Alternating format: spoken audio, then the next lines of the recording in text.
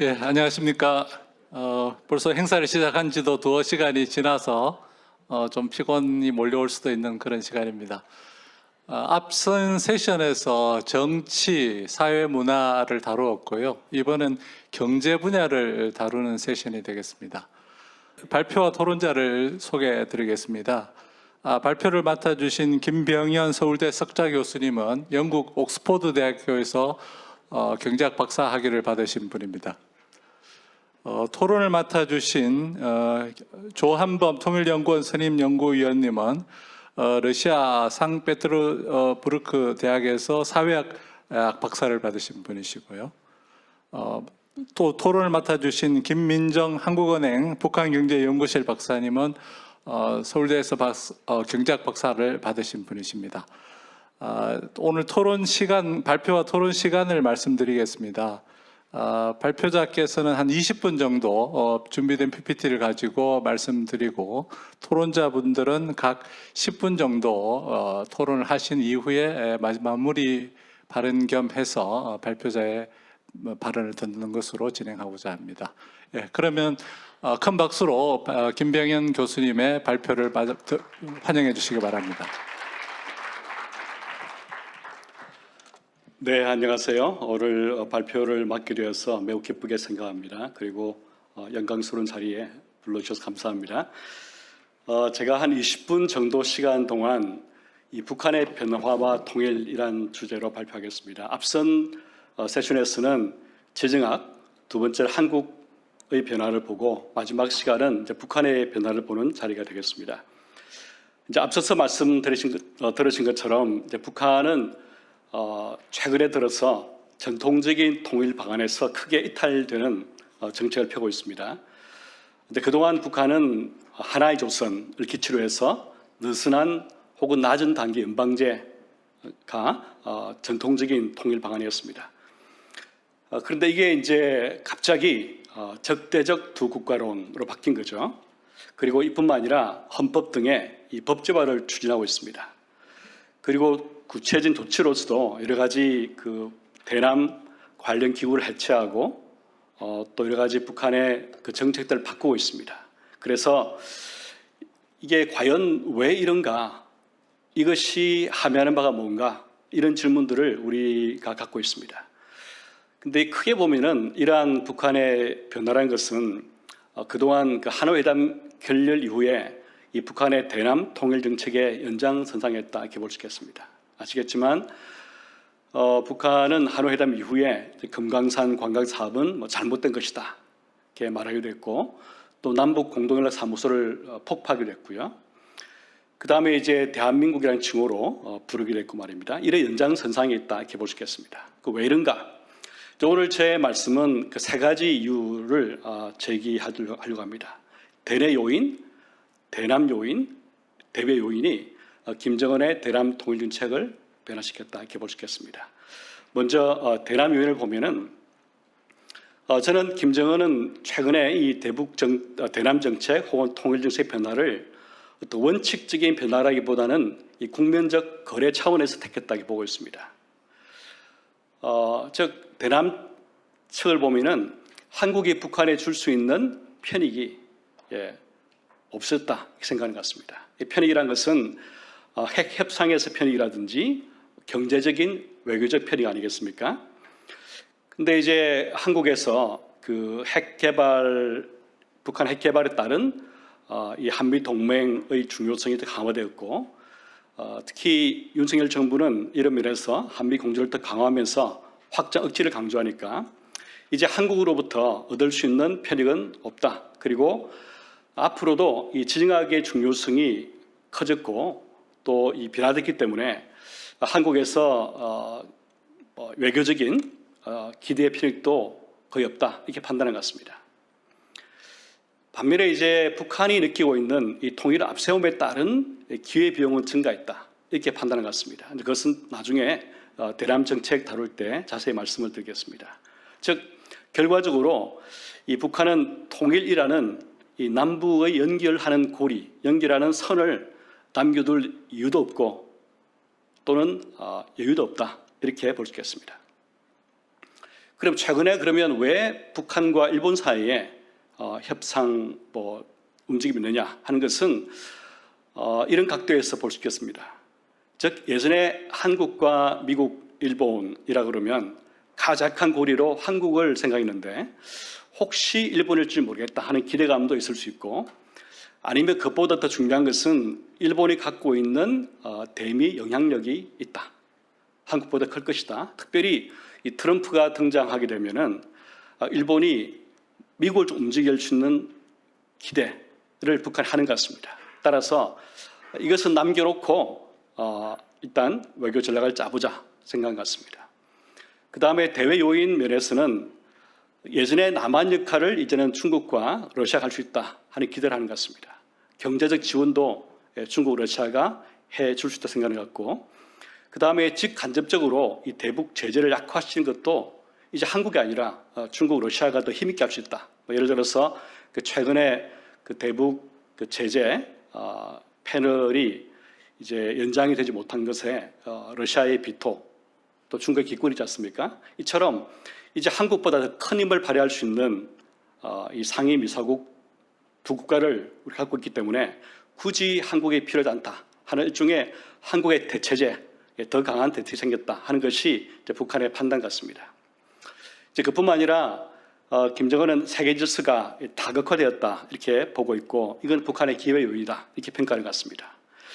미국의 힘이 약화됐는데 중에 중국, 러시아는 미국의 힘을 약화시킬 수 있는 힘인 나라다 보는 것 같고, 하지만 이제 미국을 긍정적으로 북한에 도움되게끔 변화시킬 수 있는 그런 파워는 없기 때문에 이제 그런 파워의 일부를 일본에 기대하는 것 같습니다.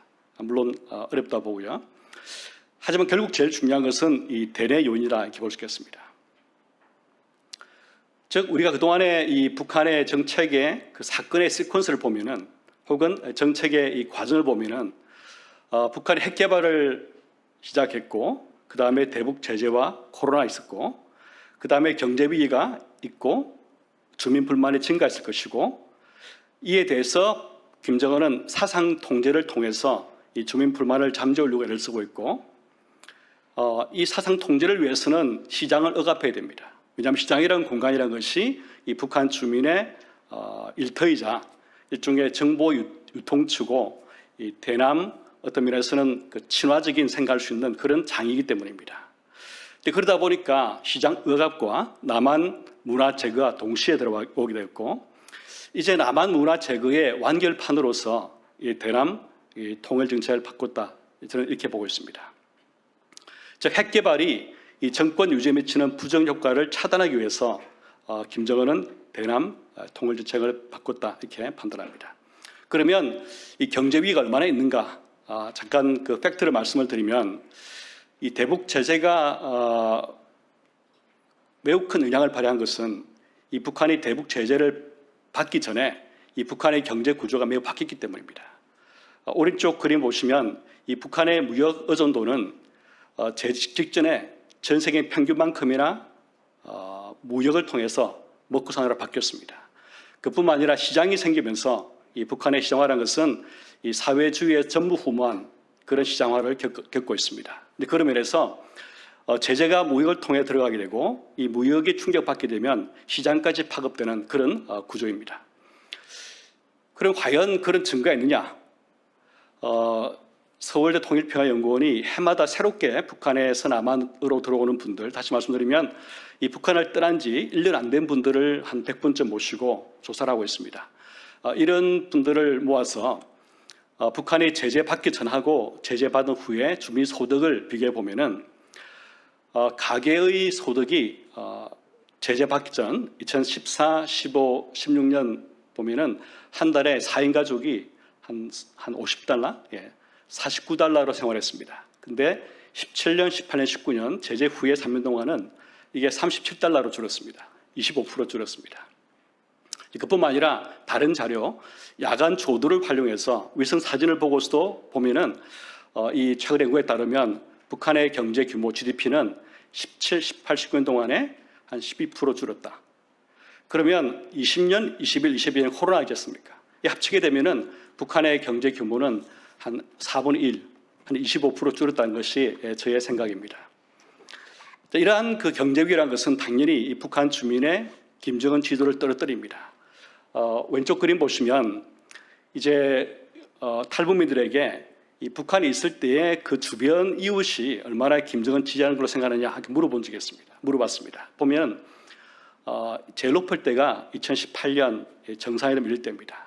하지만 그 이후로 추락을 하는데 추락이 지금은 아마도 탈북민이 없기 때문에 우리가 수치는 없지만 제 생각에는 50% 밑으로 떨어진 걸 보입니다. 다시 말씀드리면 그 자기 아버지의 지도보다 낮은 지지를 받고 있다 이렇게 보여집니다. 그에 따라서 핵 개발에 찬성하는 비중도 감소하고 있습니다. 2020년 같으면은 핵 개발 찬성이 크게 떨어지고 반반 그럭저럭이다 하는 것이 올라가고 있습니다. 그다음 북한 주민 대부분이 왜 우리 경제가 나쁜가 하는 것을 이미 알고 있습니다. 대북 제재가 실행이 되기 전에 이 북한 주민 한 20만 명이 해마다 단둥을 방문했고 또 북한 주민 한 10만 명 정도가 외국에서 일을 했습니다. 이런 분들은 자유롭게 이 다른 나라 상황을 볼 수 있기 때문에 이 북한의 문제를 다 정확히 알 수 있습니다. 따라서 지금은 더 이상 북한 주민들이 경제가 나쁜 것이 뭐 제재 때문이나 혹은 자연재해 때문이라고 보기보다는 이 개혁 개방을 안 하기 때문이다. 혹은 이제 김정은 때문이다. 네. 그래서 필요한 것은 뭐냐면은 개혁 개방을 해야 된다. 그 다음에 외국과 더 경협을 하자. 이런 식으로 바뀌고 있습니다. 그리고 경제 체제 지지도 물론 우리가 이게 탈북민 조사이기 때문에 우리가 주의할 점이 있습니다만 그래도 프레시하게 남한 오신 분이기 때문에 좀 더 정확할 수 있는데 탈북민들이 자본주의와 사회주의 중에서 이 자본주의를 더 많이 지지하고 있다 하는 것도 아마 시장하고 관계돼서 우리가 중요한 포인트라고 생각합니다. 그럼 북한 주민들의 일종의 인간형을 말씀을 드리자 그러면 아마도 이전에 북한의 시장화 전에는 북한 주민의 인간형은 주체 사상의 인간입니다. 지금은 아마도 경제하는 인간입니다. 제일 중요한 것이 잘 사는 것, 내가 먹고 사는 것이고 이걸 위해서 필요하면은 김정은에게는 정치적으로 충성하겠지만 경제적으로는 내가 알아서 살겠다. 우리에게 간섭하지 말라 하는 것이 아마 북한 주민들의 인간형이 아닐까 생각합니다. 이런 점에서 이제 저희들이 조사를 해보면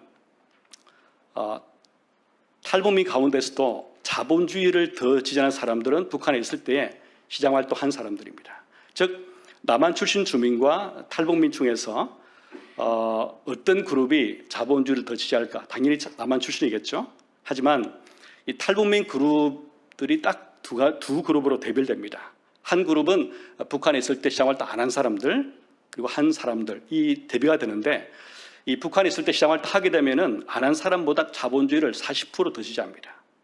이런 식으로 북한 사회가 어떤 사회 규범, 가치관적인 급변을 겪고 있습니다.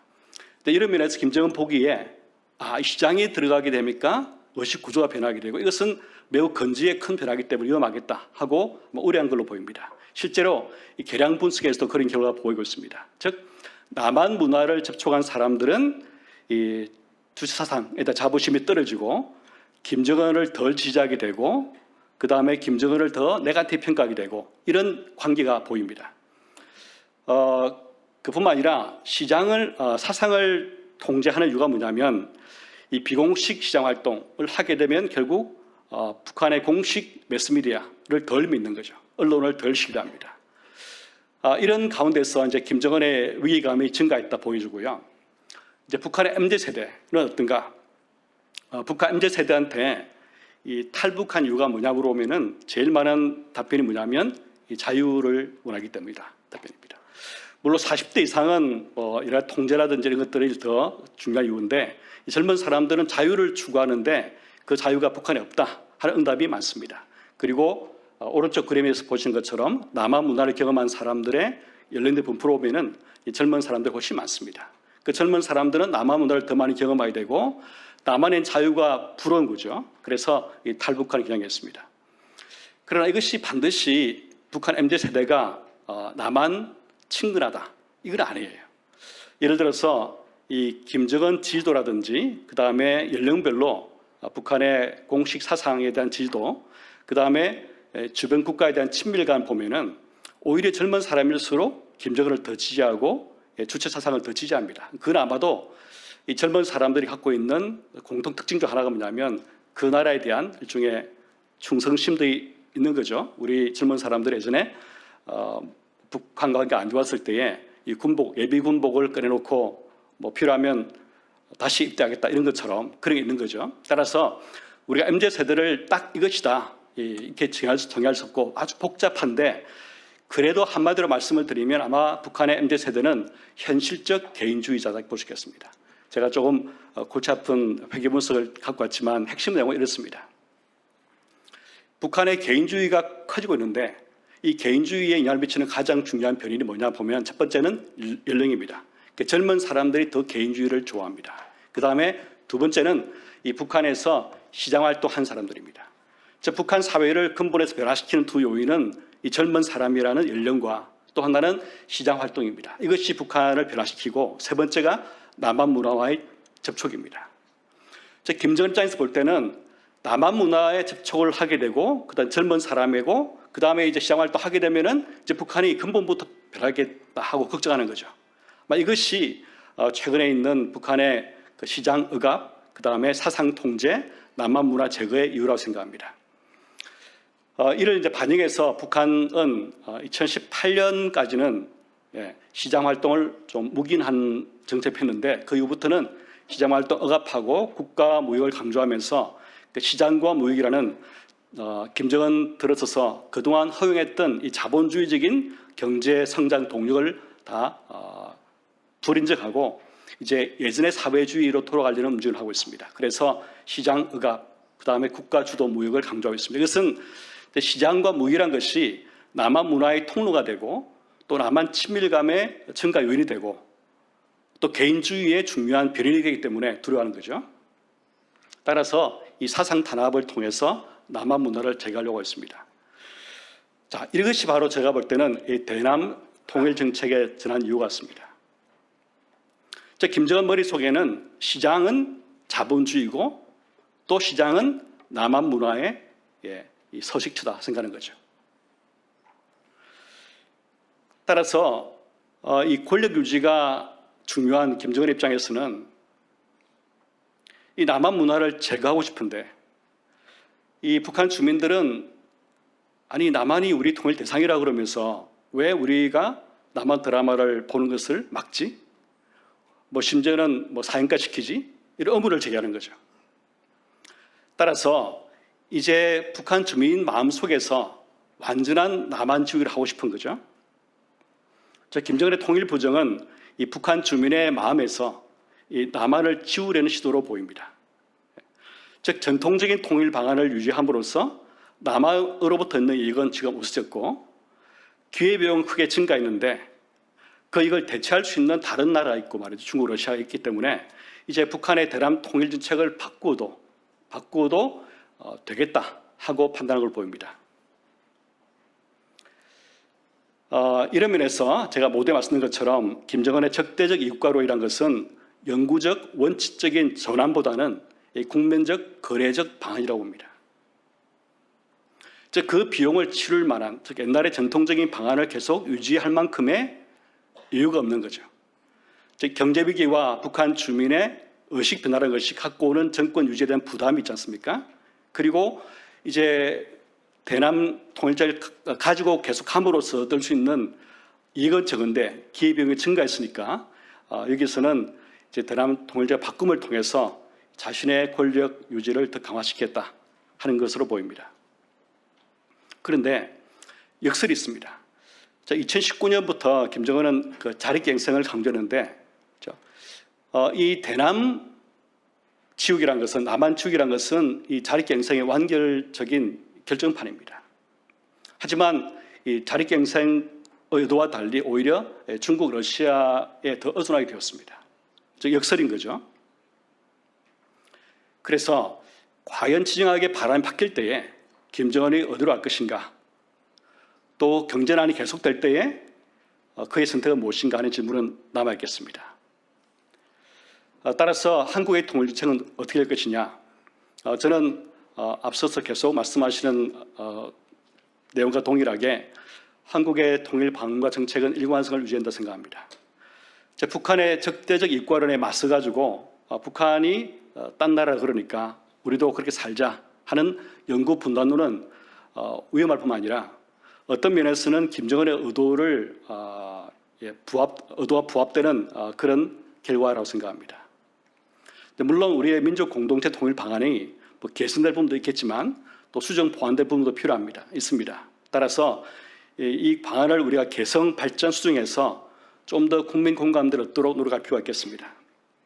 그리고 북한이 그 남북 대화와 협력으로 복귀할 수 있도록 돌아올 다리를 만드는 것도 중요하겠습니다. 예전에 북한 같으면 북한이 더 나은 방향으로 건너올 다리를 만들었다 그러면 지금 단계에서 북한이 이 중도로 갔다가 지정학 바람이 바뀔 때 다시 남한으로 올 수 있는 그 돌아올 다리를 만들어야 할 것 같습니다. 그런 면에서 영구 분단론 혹은 현상 유지 통일 방안이라는 것은 저는 적절치 않고 이런 기회로 치는 잘못된 결정을 생각합니다. 감사합니다. 예, 김병현 교수님 감사합니다. 저는 이제 그 법률가로서 법을 통해서 북한을 이해하는 사람입니다. 지금 오늘 발제문에도 보면 3가지 법 정도가 언급이 되어 있습니다. 여기 반동사상문화배격법, 청년교양보장법, 평양문화보호법 이런 법들이 있는데 이런 법이 왜 이 시기에 제정이 됐는지 이런 게 이제 궁금하거든요. 이제 그럴 경우에 앞에 뭐 정치적 분석, 사회문화적 분석도 있지만 경제적 분석을 통해서 그 이유를 짐작해보는 그런 것이 굉장히 저한테는 유익한데 그런 설명을 이 김병현 교수님은 굉장히 잘해 주시는 것 같습니다. 이게 설명을 들으면 이해가 잘 되고 어떻게 보면 너무 당연한 것 같지만 사실은 북한을 연구할수록 굉장히 사회주의, 계획 경제 이런 것을 이해하기가 굉장히 어렵습니다. 우리가 자본주의 시장 경제에 살면서 계획 경제를 이해한다는 것이 굉장히 어려운데 그런 것들의 요소를 핵심을 추출해서 잘 설명을 해주셔서 이해가 잘 됐고요. 이제 이런 법들이 북한의 마지막에 이제 김병현 교수님이 주장 겸 말씀해 주신 두 국가론을 어떻게 봐야 되는가 하는 그런 문제가 이제 지난해 연말에 이제 나왔는데 사실은 여기에 반동문화 사상 배격법 이런 건 20년, 21년, 22년 이미 2, 3년 전에 이런 경향을 하는 그러니까 남한과의 접촉을 거부하고 그것을 처벌하는 법들이 이미 만들어지고 있었다라는 것을 보면 상당히 일관된 어떤 흐름이 있다라고도 보여집니다. 그래서 근데 그런 것들이 경제적 변화하고 상당히 밀접한 관련이 있다 이런 점들을 지적을 해주셔서 상당히 객관성이 있다라는 그런 점을 알게 됐습니다. 두 분의 토론자 말씀을 듣겠습니다. 먼저 조한범 박사님 말씀 듣겠습니다. 한 10분 정도 말씀해 주십시오. 편한 대로 하십시오. 네.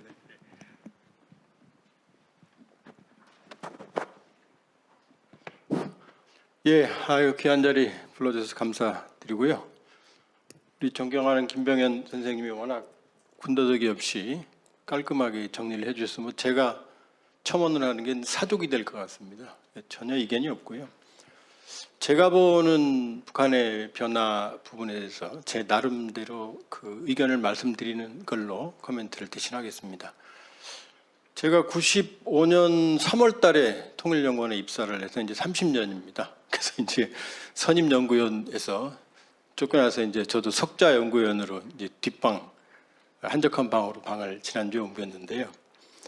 저는 이런 시기가 올 줄 몰랐습니다. 그러니까 The time has come, 제가 보기에는. 그건 뭐냐면은 제가 김정은이 스스로 만든 3가지 거대한 변화의 바람이 지금 평양에 불고 있다. 전 개인적으로 퍼펙트 스톰이라고 봅니다. 제가 유튜브 대동강 TV를 운영을 하는데 이 3가지 실수를 최근에 다루고 있습니다. 첫 번째는 김주애입니다. 김주애 2013년생 김주애가 처음 등장한 게 2012년 11월이거든요. 10살 때 등장했습니다. 30여 차례 등장을 했으니까 단순히 미래 세대 절대 아닙니다. 근데 김정은이 등장한 게 아버지 김정일이 뇌경색 쓰러진 다음 바로 등장했거든요. 평양에 있는 휴민트나 조금 생각하는 사람들은 건강에 이상이 있구나. 김주의 과속 우상화가 사고 난 게 3월 15일이죠. 향도의 위대한 분들이라는 표현을 오전에 썼다가 조선중앙 텔레비전에 오후엔 지워버렸습니다. 두 번째 김정은의 정말 치명적인 실수는 민족과 통일 개념 지우기입니다. 제가 이해를 못하겠는 게 사람들이 북한에서는 뭐든 되는 줄 아는데 그렇지 않습니다. 북한에도 안 되는 게 있습니다. 민족과 통일은 김일성 사상의 핵심이고, 좀 일본말 죄송합니다만 쓰겠습니다만은, 과거에 남북관계 좋을 때 북한 친구들 만나보면은 눈에 힘이 있었어요. 우리가 돈이 없지 가오가 없냐 이거였거든요. 근데 지금 돈도 없고 가오도 없습니다. 이제 거지 된 거예요. 단둥에 있는 사람들, 친구들 설명을 못 해요. 너네 통일 안 한다며, 뭐 그게 아니고, 설명도 들은 적 없고 이유도 말한 적이 없어요. 근데 애국가도 지우고 조국 통일 3대 원장 기념탑뿐만이 아니고 그 앞에 조국 통일 명제비라는 김일성의 말이 있습니다. 북한에 다 외우고, 저도 외우고 있습니다. 통일을 하자면 그가 남에 살건 북에 살건 해외에 살건 관계없이 모두 통일에 나서야 하며, 사상관념 종교의 차에 관계없이 민족대상의 원칙에 김일성, 그 거대한 비석을 없앴어요. 전국에 있는 비석을 없애고 있습니다. 근데 아무런 설명이 없어요. 그 수십 년간 북한을 묶어왔던 이데올로기적인 세멘트를 없애는데 설명이 없습니다. 세 번째는 태양지우기입니다. 김일성은 우리는 동의 안 하지만 태양절 97년에 김정일이 만들었습니다. 이번에 4.15로 바꿨어요. 통일부가 바꾼 것 같다 그랬는데 중국 여행사가 자기가 통보받았다고 홈페이지에 언론에 나온 거 보셨을 거예요. 지우는 거 확실합니다. 앞으로 다시 돌릴 수는 있을지 모르겠지만 현재까지 지우는 건 확실합니다. 그런데 문제는 뭐냐? 본인이 주체조선의 태양이라는 표현을 쓰고 있어요. 4월 17일 날 조청년을 밀어서 살짝 주체조선의 태양 김정은 장군께 드리는 이렇게 표현을 썼는데, 제가 그 전에 이미 2013년 조선중앙 텔레비전에서 여러 가지 화면을 캡처해 놨습니다. 배경화면으로 표로 주체조선의 태양 김정은 장군 만세라는 표가 여러 차례 등장합니다. 여러 장면에서. 그러니까 할아버지 태양을 지우고 자기가 그 자리에 올라가고 싶은 거죠. 김일성은 우리가 동의하든 안 하든 북한 체제의 시조입니다. 그러니까 주체 연호를 쓰죠. 근데 김일성은 항일 빨치산이라는 정치적 자산도 있었고 70년대까지만 해도 종합국력에서 우리를 앞섰습니다. 그러니까 주민들한테 자발적인 동의를 얻어낼 수 있거든요. 근데 김정은은 없거든요. 최악의 경제 상황, 아까 말한 반동사상 문화배격법부터 흔들리는 체제에서 김주의 후계 고도의 과속 우상화, 본인의 과속 우상화, 핵심적으로 민족과 통일의 개념을 폐기한다.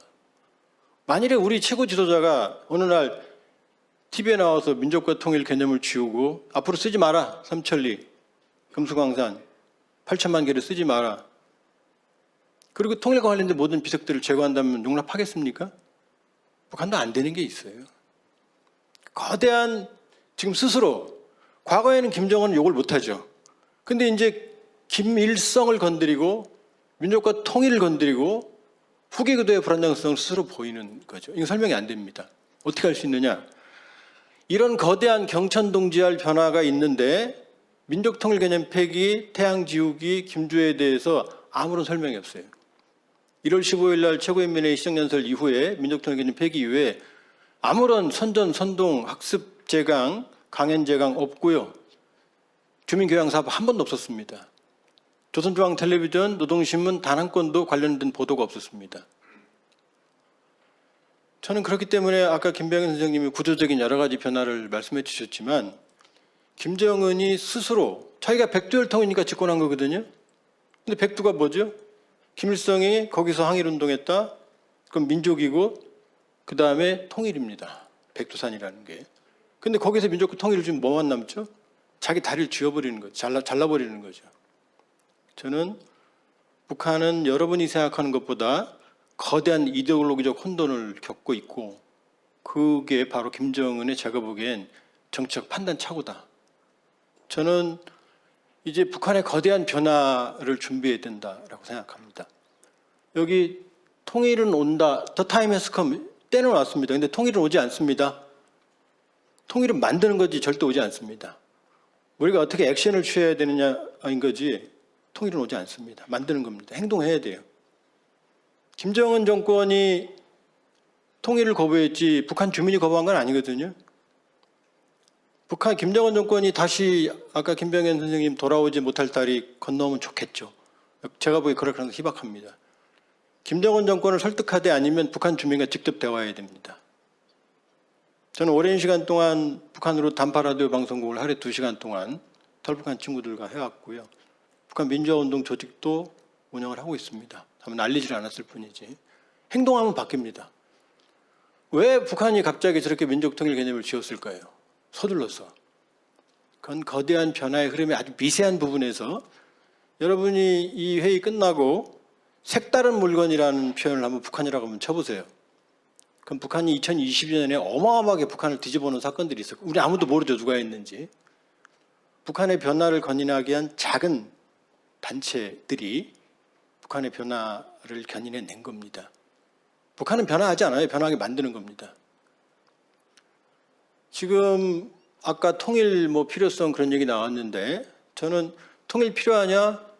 이거 잘못된 얘기입니다. 약은 약사에게, 처방은 의사에게죠. 처방전이 없으면 내가 아픈 줄 모르면 약을 안 먹습니다. 본인이 아픈지 모르는데 너 약 먹을래? 그러면 약 안 먹죠. 그러니까 통일은 박근혜 대통령 때 말하는 대박이 아니고 그건 잭팟이 아닙니다. 통일은 병원에 가는 겁니다. 지금 우리가 아프거든요. 왜 세계 최고의 세계 5의 국방력, 10위의 경제력, 한류 열풍, The Attraction of Korea 이렇게 매력적인 나라에서 왜 자살을 OECD 최고하고 왜 이혼을 제일 많이 하고 왜 애는 안 낳죠? 사회 갈등 왜 이렇게 강하죠? 분단이에요. 분단이라는 거대한 불안 때문입니다. 북한이 핵으로 우리를 공격하겠다고 그러는데 이 국가는 괜찮은 거 아니냐? 이렇게 말을 해요. 거대한, 그러니까 분단은 지금 우리가 아픈데 우리가 아픈 걸 모르는 거예요. 치료를 하려면 병식이 필요합니다. 내가 아프다는 인식이 필요합니다. 근데 우리가 아픈 걸 모르는 거예요. 우울증은 병원에 안 갑니다. 눈에 안 보이니까. 뛰어내리죠. 여기 피나면요. 그럼 병원에 바로 갑니다. 뇌가 아프다고 생각하니까. 그러니까 통일은 잭팟이 아니고 아픈 병을 고치는 겁니다. 지금 우리가 거대하게 아프거든요. 내버려 좀 죽어요. 잘못하면. 그러니까 저는 이제 북한을 공식적으로는 다시 통일의 길로 설득하고 견인해 내야 되지만 아니면 북한 주민과 직접 대화해야 되는 거고 북한의 변화를 견인해 내야 됩니다. 그럴 때 인커리지 하는 게 중요해요. 우리 젊을 때 왜 독재 정권하고 싸웠죠? 싸울 때 힘을 누가 줬죠? 타임지, 슈피겔지, 외부의 민주화운동 세력들이 저희들은 끊임없이 용기를 줬어요. 정보를 주고 진실을 전달해주고. 북한 주민들은 김일성, 김정은, 김정일 정권하고는 다릅니다. 우리 협력 대상이고 그 사람들은 충분히 통일과 민족에 대한 열정을 가지고 있는 사람들이거든요. 그래서 저는 행동해야 된다. 많은 돈들이 통일을 위해서 쓰여지고 있지만 많은 통일운동들이 대남용이에요. 정말 북한의 변화를 견인하는데 얼마나 많은 돈이 쓰이고 제 꿈은 수백억, 수천억의 돈을 모아서 탈북하는 사람들의 브로커 비용을 대고 북한의 변화를 견인하는 민간 기금을 좀 만들고 싶어요. 이 통일관하는도 돈 많죠? 그런 거 해볼 수 있을 겁니다. 그러니까 우리가 행동하지 않으면 변화는 오지 않습니다. 다행히 대한민국은 성공적인 길을 걸어왔고 그리고 세계적으로 국제정세도 나쁘지 않아요. 미국도 흔들리고 있고 중국도 흔들리고 있고 러시아도 흔들리고 있습니다. 일본도 흔들리고 있고 통일은 국제협력을 해야 된다. 말은 좋죠. 국제사회가 우리 통일에 관심 있습니까? 우리 분단 만든 사람들이 국제사회인데 통일은 우리가 하는 겁니다. 코리안 이니셔티브. 그래서 저는 지금 거대한 변화는 오고 있고 정말로 북한발 퍼펙트 스톰의 시기가 오고 있는데 통일을 만드는 건 우리 노력에 달려있다. 그런 말씀을 드리고 제 말씀을 마치겠습니다. 고맙습니다. 예, 조한범 박사님 감사합니다. 경제학 박사의 발표에 사회학 박사님이 다른 각도에서 토론을 해주시니까 논의가 좀 더 풍성해지는 것 같습니다. 통일은 만드는 것이다라는 말. 우리 남북한의 경제 격차가 60배라고 합니다. 그러니까 지금 북한이 남한 경제의 5%도 안 되는 그런 규모로 이미 벌어져 있고 갈수록 더 벌어질 텐데요. 이런 경우에 그냥 오는 것을 단순히 통일이 오기를 기다리는 것을 넘어서서 만드는 노력을 하자. 그런 말은 상당히 중요하고 시사점이 있는 것 같습니다. 예, 이어서 마지막으로 다음 토론자 말씀 듣겠습니다. 김민정 박사님. 네, 안녕하세요. 저는 한국은행 북한경제연구실에 있는 김민정입니다. 먼저 오늘 이 자리에 이렇게 초대해 주신 통일과 나눔 재단에 깊은 감사를 드립니다. 오늘 교수님 발제를 들으면서 최근 북한의 변화와 그리고 그 통일의 방향성에 대해서 다시 한번 생각을 정리하고 고민할 수 있어서 개인적으로는 굉장히 공부가 많이 되는 시간이었고, 아마 그 북한 경제에 대해서 잘 모르시는 분들도 최근에 북한의 변화가 왜 이런 변화가 모색되고 있는지에 대해서 이해하고 또 일부 궁금증을 해소하는 데 굉장히 크게 도움이 되는 시간이었지 않았을까 싶습니다. 이번 세션에서 교수님께서는 그 북한의 변화와 관련돼서 정치, 경제, 사회 세 개의 그 측면에서 구분해서 설명을 해주시고 마지막에 한국의 그 통일 정책에 주는 시사점까지 이제 말씀을 해주셨습니다. 무엇보다도 최근 북한의 변화 안에서 가장 주목되는 부분이 북한의 대남 정책 변화이다 보니까 김정은이 왜 선대유운으로 내려왔던 통일 기조마저 부정하고 남북 관계를 적대적 두 국가로 규정했는지에 대해서 대남적인 요인, 대외적인 요인, 그리고 대내적인 요인 이렇게 구분을 해서 설명해 주신 부분이 굉장히 재미있었고 크게 공감이 됐습니다. 그 외에 교수님께서 말씀해 주신 그 거의 대부분의 논의에 이제 공감을 하면서 오늘 토론에서는 이러한 변화 안에서 통일 방안에 대한 우리의 고민에 대해서 좀 더 논의를 확장해서 질문을 드리고자 합니다. 먼저 최근 북한이 남북관계를 적대적 두 국가로 규정한 것과 관련된 것입니다. 북한의 대남 적대 정책이 가감없이 표출됐다는 측면에서 한반도 안보 리스크가 증폭됐고 또 그동안 우리가 1국가 1민족의 그 통일 국가를 지향해 왔다는 점에서 북한의 이러한 선언이 굉장히 불안감을 조성했던 것이 사실입니다. 그런데 여기서 두 국가론이라는 점에 방점을 두었을 때 남북 관계를 개별 국가 간 관계로 인정하는 것에 대한 그 필요성에 대해서 좀 조심스럽지만 한번 질문을 드리고 싶습니다. 현재 남북 기본 합의서를 비롯한 현행법상에서는 남북 관계가 민족 간 특수 관계를 규정을 하고 있고 또 북한의 국가성을 인정하고 있지 않습니다. 하지만 남한과 북한 모두 유엔 가입국으로 다른 세계의 여러 국가들과 수교를 맺고 있다는 점에서 국제사회 안에서는 남북한을 개별 국가로 인식을 하고 있습니다. 또 국내에서도 일반 국민들의 통일 필요성에 대한 인식이 점차 낮아지고 있는 것뿐만 아니라 민족 공동체로서의 통일의 당위성도 점차 약해지고 있는 것이 조사 결과에서 관찰되고 있습니다. 이러한 시대적 변화에 대응해서 여기 권은민 박사님께서도 저술하셨다시피 현재 남북관계 안에서의 북한에 대한 인식은 과거 분단 직후의 어떤 시대적 상황이 반영된 점이라는 점에서 향후에는 북한의 국가성을 인정하는 등 어떤 북한에 대한 새로운 시각을 재정립할 필요가 있다. 이런 견해가 많이 대두되고 있습니다.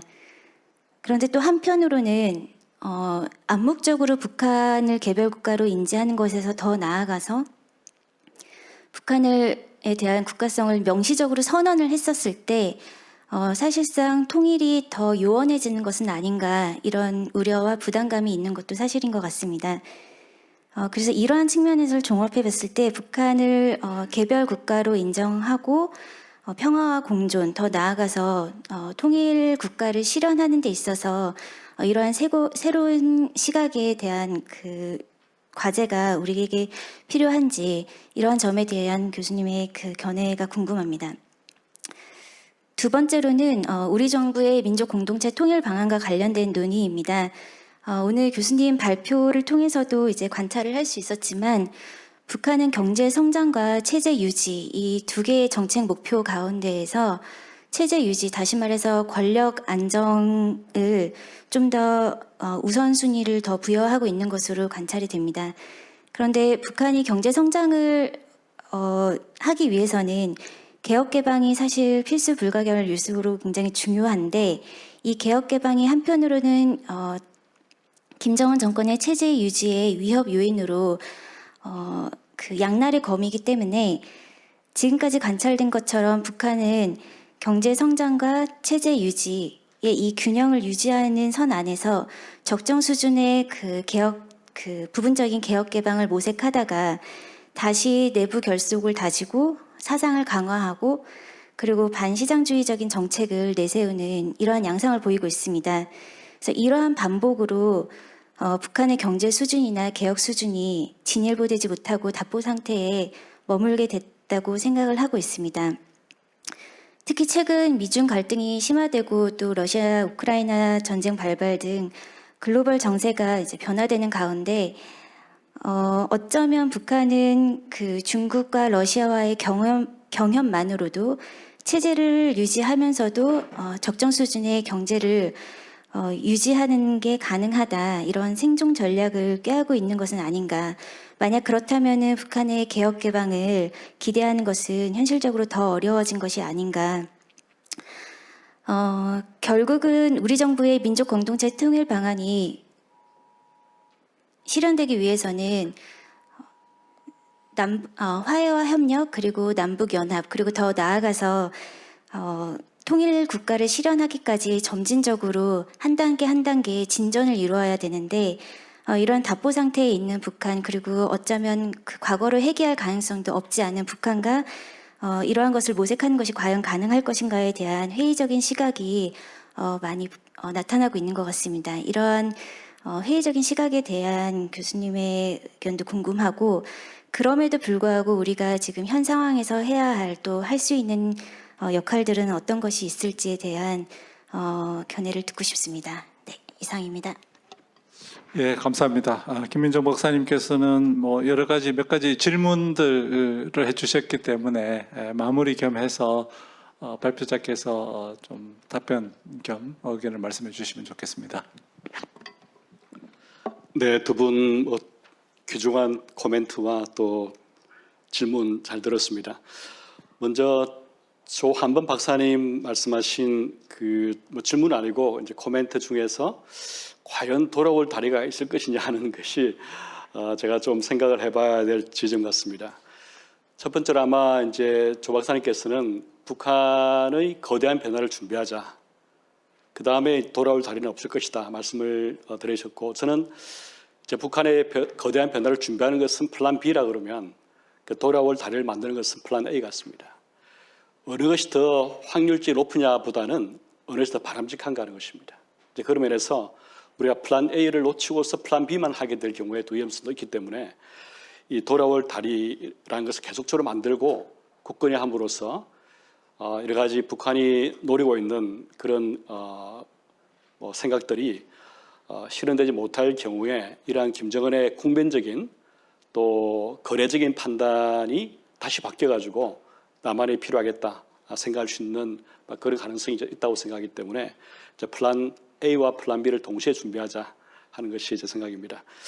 일단 김민정 박사님께서는 여러 가지 질문을 하시는데 첫 번째 질문이 이제 그 북한을 이렇게 별개 국가로 인정하는 것이 바람직하지 않겠는가, 그럴 때가 아닌가 하는 질문 같은데 아마 그거는 우리 민족 공동체 통일 방안 속에 이미 담기는 것 같습니다. 제 생각은 현실적으로 이 북한의 실체가 있기 때문에 그런 실체 인정하는 것도 필요하겠습니다. 하지만 이제 그런 인정이란 것은 이 잠정적인 일종의 그 인테리만 이제 그런 인정이라는 것을 밝히고 우리가 장기적으로는 남북이 통일을 지향한다는 것을 계속 명시하는 것이 좋겠다 하는 생각을 하고 있습니다.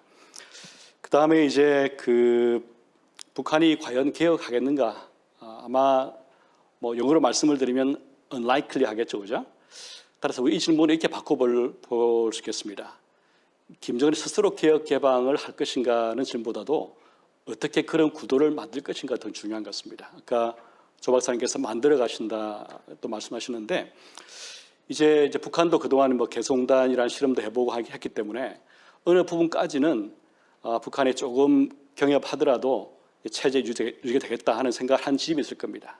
이제 그런 지점까지는 북한이 아마 이 여건이 바뀌면 할 수도 있기 때문에 이제 그런 지점까지 경협이 될 때에 그런 지점까지 된 경협을 가지고서 그 다음에 북한의 변화를 추동할 수 있는 그런 스마트한 북한과 인게이지먼트가 뭔지 그런 고민들을 우리가 해야 될 것 같습니다. 우리 체제 이행론에서는 이 점진주의, 급진주의 있거든요. 이 점진주의 방안 중 하나가 뭐냐면 이미 한 것을 가지고 모멘텀을 삼아서 그 다음 개혁을 추동하는 게 있습니다. 그런 식으로 전략을 짤 필요가 있겠다 하는 생각이 듭니다. 세 번째 질문은 이제 북중러가 결합됨으로써 과연 이제 뭐 한국이 필요하겠냐? 이제 바로 그 말씀이 제가 왜 그 북한이 대남 혹은 통일정책 바꾸는가는 그 배경이라 말씀을 드리지 않습니까? 하지만 우리 일세션에서 윤영광 교수님께서 말씀하신 것처럼 이 지정한 바람이기 때문에 언제 어떻게 바뀔지 모릅니다. 그리고 제가 판단할 때도 북중로의 이러한 결합이라는 것은 트란지토리하고 즉 일시적이고 그 다음에 조건부적 같습니다. 즉 중국 러시아 입장에서는 이 북한은 매우 약소국 아니겠습니까? 필요하지만 어떤 면에서는 또 때가 되면 또 어떤 상황이 되면은 충분히 버릴 수 있는 카드가 되거든요. 중국 입장에서는 미국과 중국 관계가 바뀔 때에 어떻게 북한 카드를 쓸 것인지 하는 게 조건부적으로 이제 북한을 생각하는 거죠. 그 다음에 러시아 입장에서는 아마 이 전쟁이 끝나고 나면은 북한이 더 필요하기보다는 아마 한국이 더 필요할 겁니다. 이것도 이제 어떤 면에서 북한 입장에서 볼 때는 매우 위험한 것입니다. 따라서 이 북중러의 결합이 현재적인 어떤 면에서는 변화지겠지만 이 결합은 영구적이고 그 다음에 무조건적인 어떤 그 결합보다는 조건적이고 일시인 결합으로 보입니다. 이런 걸 염두에 두고서라도 우리는 이 북한과 북한이 건너올 다리를 계속 만들어서 그런 여지를 남겨두고 또 북한과 이렇게 소통하려는 노력도 필요하겠다 생각을 하고 있습니다. 이제 마지막으로 말씀을 드리면 이제 우리가 이제 어떻게 지금 상황이 되고 있는 걸 알고 있지만 어떤 통일을 할 것인가에 대해서는 좀 더 고민해 봐야 할 것 같습니다. 우리 민족 공동체 통일 방안의 두 번째 단계가 뭐 연방 아니겠습니까? 그러면 이제 북한은 북한 제도를 가지고 남한 제도를 가지고 어떤 연방한다는 것인데 그런 방식의 일국양제로는 뭐 더 이상 맞지 않을 것 같습니다. 북한의 사회주의를 하는 한은 북한의 성장이 안 되기 때문에 결국 이 남북한 사이의 연방연합은 안 되는 거죠. 그런 면에서 두 번째 민족 공동체 통일 방안을 저는 뭐 2년 전에 했던 우리 학회에서도 많은 말씀드린 것처럼 경제 통합을 바꾸자. 즉 남북이 경제를 통합하게 되면은 통일 비용은 없이도 통일 편익은 되기 때문에 충분히 미래 세대를 위한 그 설득의 통로를 들성합니다. 그런 면에서 좀 더 민족 공동체 통일 방안을 수정할 때가 아닌가 생각합니다. 이상입니다. 예, 감사합니다. 여러 가지 질문이 있었는데 그걸 깔끔하게 정리하고 의견도 밝혀주셨습니다. 경제 통합을 통해서 통일의 길을 찾자. 그리고 민족 공동체 통일 방안도 그런 쪽으로 바꿔보자라는 말씀이 아주 신선한 것 같습니다. 예, 세 번째 세션은 경제를 중심으로 북한의 변화를 보는 그런 시간이었습니다. 장시간 발표와 토론을 해주신 세 분께 큰 박수 부탁드리겠습니다. 감사합니다.